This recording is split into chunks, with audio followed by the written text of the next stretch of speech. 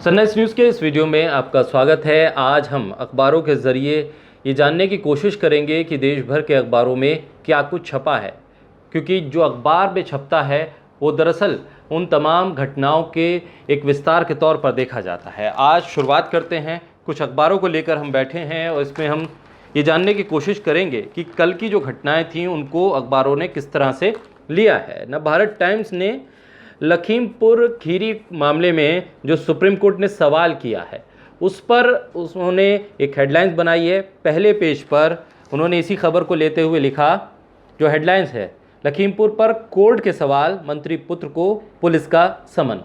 यानी कि ये दो खबरों को उन्होंने एक खबर के दो पहलू को उन्होंने जोड़कर ये हेडलाइंस बनाई है, जिसमें पहली लाइन जो है लखीमपुर पर कोर्ट के सवाल, यानी सुप्रीम कोर्ट ने जो सवाल पूछा योगी सरकार से कि दरअसल आपने कार्रवाई क्या की है अब तक, स्टेटस रिपोर्ट दाखिल करे। आज वो स्टेटस रिपोर्ट भी दाखिल होगी।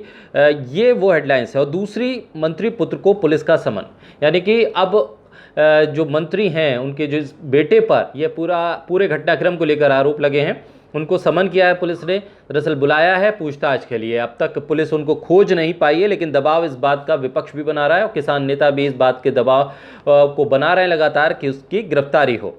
सुप्रीम कोर्ट ने यूपी सरकार से पूछा कितनी एफआईआर हुई और कितनी गिरफ्तारी। ये सब हेडिंग के तौर पर एनबीटी ने इसे लिया है, क्योंकि सुप्रीम कोर्ट ने कल जब सुनवाई हुई थी कई सख्त टिप्पणियां भी की थी और योगी सरकार से खासतौर पर ये तमाम सवाल पूछे थे। इसके बाद जो गिरफ्तारी की, कल दो गिरफ्तारी भी हुई, दो आरोपी अरेस्ट भी हुए। और इसमें जो इन्होंने लिखा है, एनबीटी के मुताबिक पुलिस ने लखीमपुर हिंसा में दो गिरफ्तारी की हैं, जो लगातार कल खबर चली थी। इसमें एक का नाम आशीष मिश्रा, उसके साथी बताए जा रहे हैं लवकुश और आशीष पांडे। आशीष मिश्रा के जो साथी बताए गए, आशीष मिश्रा की अभी गिरफ्तारी नहीं हुई है, सिर्फ समन हुआ है। उनकी गिरफ्तारी के लिए लगातार विपक्ष दबाव भी बना रहा है। तो लवकुश और आशीष पांडे, इन दोनों को अरेस्ट करने की खबर को, और इस खबर के साथ नवभारत टाइम्स ने लिखा है, आशीष मिश्रा को 8 अक्टूबर को बुलाया गया है। यानी कि आप देखिए, जिस पर गंभीर आरोप हैं, जिसकी गिरफ्तारी के लिए दबाव है, उसको एक तरह से इनविटेशन दिया जा रहा है कि आप 8 तारीख को आइए। अभी तक पूछताछ उनसे नहीं हो पाई है। ये कहीं ना कहीं सवाल खड़े कर रहा है। सरकार ने 8 लोगों की मौत की जांच के लिए एक सदस्यीय जांच आयोग का गठन कर दिया है। 2 महीने में यह आयोग रिपोर्ट देगा और शायद आज जो स्टेटस रिपोर्ट होगी उसमें इसी का जिक्र होगा। कोर्ट में सरकार क्या कहे उसको एक तरह से तैयार किया गया, ये दो जो अरेस्ट हुए हैं उसके ज़रिए से, और ये पेश किया जाएगा कोर्ट में। बताया जाएगा कि साहब हमने 2 लोगों को अरेस्ट कर लिया है, बाकी समन भेजा गया है, बातचीत होगी और 2 महीने में रिपोर्ट आएगी। इस खबर के साथ साथ एक खबर और भी है जो खासी महत्वपूर्ण है और कल जिसका हमने जिक्र सनराइज न्यूज़ में किया भी था, सनराइज न्यूज़ के प्राइम टाइम में, वरुण गांधी और मेनका गांधी की बीजेपी कार्य समिति से छुट्टी के बारे में। वो खबर भी इसी खबर के साथ नवभारत टाइम्स ने लगाई है। ये महत्वपूर्ण खबर इसलिए है क्योंकि वरुण गांधी, जैसे कि हमने कल उस पूरे वीडियो में बताया भी है कि वरुण गांधी लगातार ट्वीट कर रहे थे किसानों के आंदोलन को लेकर, मुजफ्फरनगर महापंचायत को लेकर, फिर अब लखीमपुर की घटना को लेकर, और उन्होंने कई वीडियो भी ट्वीट किए थे। और उन्होंने कहा था कि इसे देखकर एक तरह से उम्मीद है कि अब न्याय होना चाहिए, क्योंकि ये तमाम सच्चाई सामने आई है।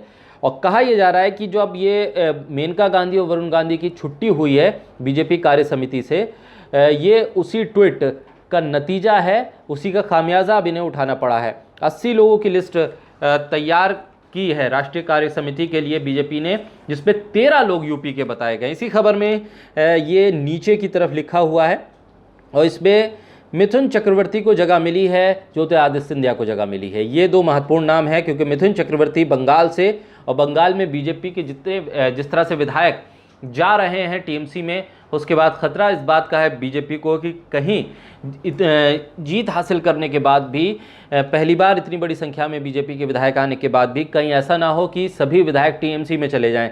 लिहाजा मिथुन चक्रवर्ती को राष्ट्रीय कार्यकारिणी में जगह दी गई है। ये खबर प्रमुखता से लखीमपुर खीरी वरुण गांधी को जोड़ते हुए नवभारत टाइम्स ने इसको लिया है। और एक इसी के नीचे एक छोटी खबर है, मिलिट्री स्कूल टेस्ट अब देंगी लड़कियां भी। ये एक छोटी खबर के तौर पर इसी खबर के नीचे है, इसमें ये कहा गया है कि सुप्रीम कोर्ट ने लड़कियों को एनडीए के बाद राष्ट्रीय इंडियन मिलिट्री स्कूल एग्ज़ाम में बैठने की इजाज़त अब दे दी है। कोर्ट ने केंद्र से कहा है कि राष्ट्रीय इंडियन मिलिट्री कॉलेजेस में दाखिले के लिए 18 दिसंबर के एग्ज़ाम में महिला कैंडिडेट्स को बैठने की इजाज़त दें ताकि 2022 सेशन में उनका प्रवेश हो सके। तो ये एक महत्वपूर्ण खबर है, हालांकि बहुत छोटे कॉलम में इसे जगह मिली है, लेकिन खबर बहुत बड़ी है, महत्वपूर्ण खबर है और इसको लेकर नवभारत टाइम्स ने इसे जगह दी है। और एक और बड़ी खबर जिसका जिक्र आज नवभारत टाइम्स में हुआ है, जिसके बारे में कल सनराइज न्यूज़ प्राइम टाइम में हमने बताया था कि श्रीनगर में किस तरह से आतंकी हमले में 2 टीचर्स की मौत हुई थी। उस खबर को प्रमुखता से लिया है। श्रीनगर के स्कूल में टेरर अटैक, 2 टीचरों की मौत, इस हेडिंग के साथ नवभारत टाइम्स ने इस खबर को लिया। महत्वपूर्ण खबर है। घाटी में आतंकवादियों ने पिछले 5 दिनों में 7 आम लोगों की हत्या कर दी। ये सब हेडिंग है और इसमें जो परिजन हैं जिनकी मौत हुई, उनके परिजन वो क्या कह रहे हैं? वो कह रहे हैं कि कश्मीर हमारे लिए जहन्नुम है।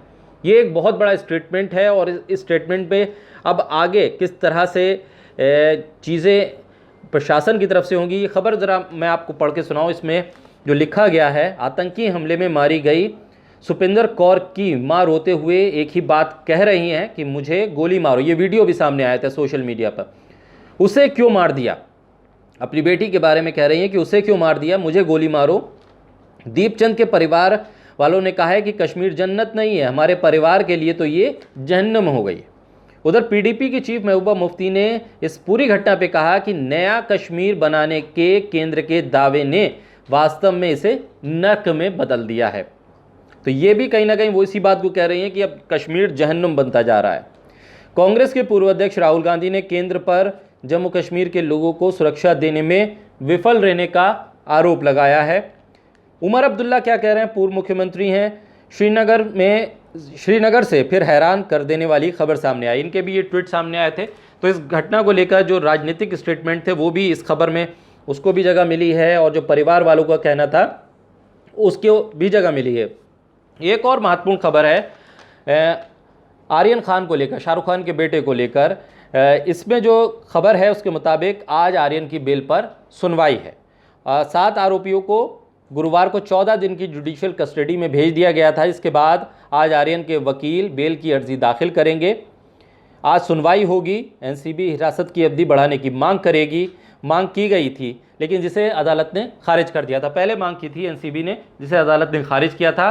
तो आज आर्यन की बेल होगी या नहीं होगी, इस पर आज सुनवाई है। इस खबर को भी इसमें जगह मिली है, जिस पर आज नज़र भी रहेगी कि दरअसल किस तरह से इस पूरे मामले पर आगे सुनवाई होती है, क्या बेल मिलती है नहीं मिलती है।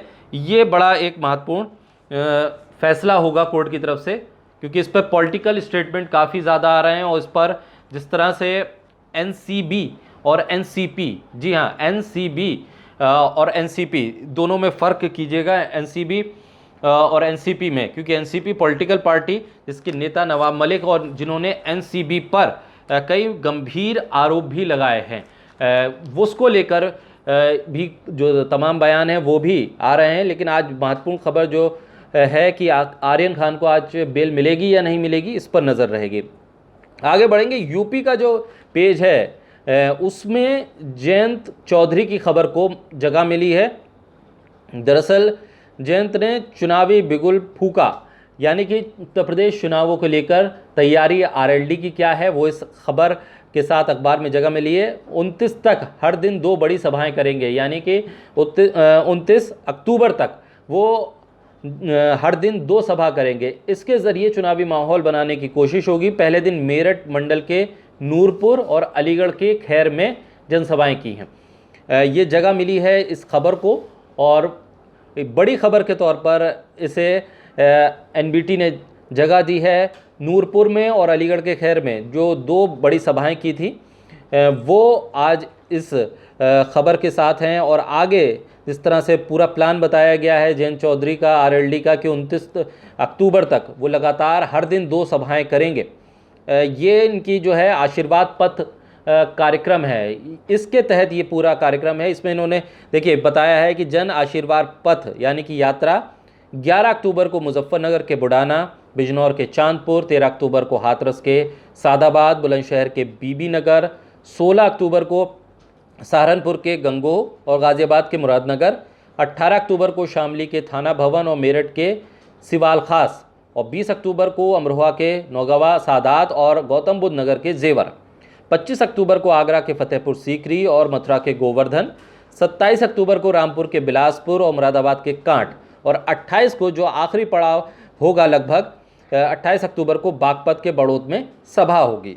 साथ ही जो किसानों पर का ये नरसंहार रहा लखीमपुर खीरी को लेकर, उस पर जो जयंत का स्टेटमेंट है उसको भी साइड कॉलम में जगह दे दी गई है।